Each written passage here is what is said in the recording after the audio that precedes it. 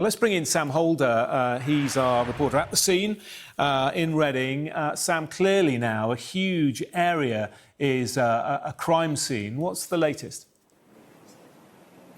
Yeah, that's right. There's a huge police presence here at the moment, and large parts of Reading town centre are closed off. There are police checkpoints like this around the town. Here we've got 3 police officers, a police car, and actually behind that arch is the park itself, and there's a number of police officers in there. It's very difficult to actually navigate around Reading at the moment because of all these police checks. There are road closures all over the place, and you can hear every few minutes sirens of ambulances and undercover police officers. There's also in the distance a helicopter going on. This really is Forbury Gardens in the heart of Reading. It's a busy park, it's a beautiful park.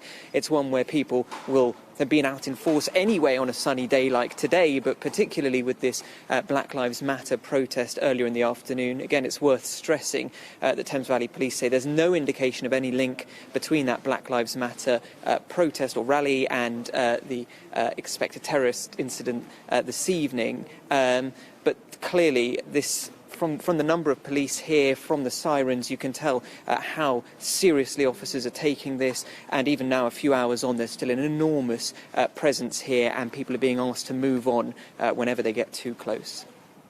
Yeah, I was going to ask you about that, Sam. The leader of Reading Council urging people to stay away, but clearly people are going to be wondering what's happening. Are there many people still around?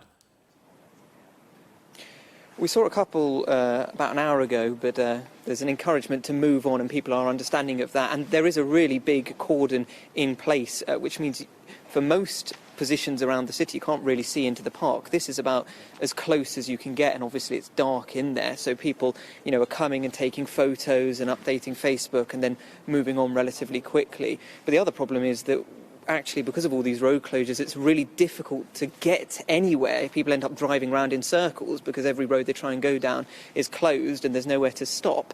So the streets are pretty quiet at the moment, far more police than members of public.